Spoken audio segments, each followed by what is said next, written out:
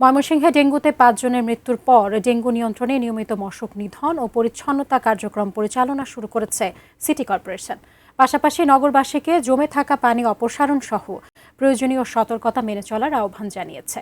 এ বিষয়ে বিস্তারিত জানাতে সিটি কর্পোরেশনের সামনে থেকে সরাসরি যুক্ত হচ্ছেন প্রতিনিধি আসাদুজ্জামান সুমন। সুমন, আপনি তো আছেন সিটি কর্পোরেশনের সামনে, তারা কি কি পদক্ষেপ নিয়েছে এই ডেঙ্গু প্রতিরোধে বিস্তারিত আমাদেরকে জানাবেন। ধন্যবাদ আপনাকে। আপনি যেমনটি বলছিলেন যে এই যে ময়মনসিংহ যে শহর রয়েছে, এই শহরে কিন্তু আমরা দেখছি যে ডেঙ্গু রোগীর যে আক্রান্ত সেটি দিন দিন বাড়ছে।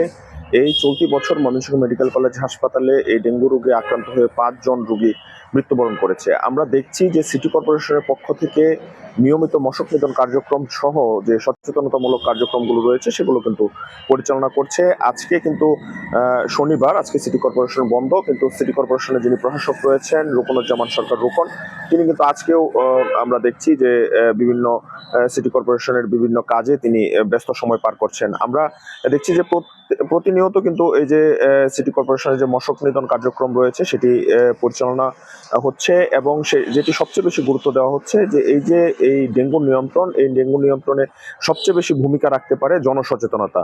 বাড়ির আশপাশের ময়লা আবর্জনা পরিষ্কার এবং জমে থাকা যে পানিগুলো রয়েছে সেগুলো পরিষ্কার, ছাদের টবে পানি জমে থাকা সেগুলো পরিষ্কার সহ যে চিকিৎসকদের যে পরামর্শগুলো রয়েছে সেগুলো মেনে চলার জন্য কিন্তু এই যে সিটি কর্পোরেশনের পক্ষ থেকে নিয়মিত সচেতনতামূলক কার্যক্রম পরিচালনা করা হচ্ছে। আরেকটি বিষয় জানিয়ে রাখি যে ময়মনসিংহ এই নগরে কিন্তু বিভিন্ন অঞ্চলে এই নতুন ভবন তৈরি করা হচ্ছে। সেসব ভবনের যে পাইলিং কাজ চলছে, সেসব পাইলিং এর যে গর্ত, সেই গর্তে কিন্তু আমরা দেখছি যে এডিস মশার যে লার্ভা সেটি পর্যাপ্ত পরিমাণ রয়েছে, এবং ড্রেনেও কিন্তু আমরা দেখছি যে কিছু কিছু ড্রেনে জমে থাকা পানি থেকেও কিন্তু এডিস মশার লার্ভা আমরা দেখতে পেয়েছি। সেগুলো দ্রুত সময়ের মধ্যে এই সিটি কর্পোরেশনের পক্ষ থেকে আরো বেশি তৎপরতা চালিয়ে এই ড্রেন এবং যারা পাইলিং এর কাজ করছে সেসব জায়গায় আরো বেশি যারা সংশ্লিষ্ট রয়েছে তাদেরকে আরো বেশি উদ্যোগী করবেন এবং তাদেরকে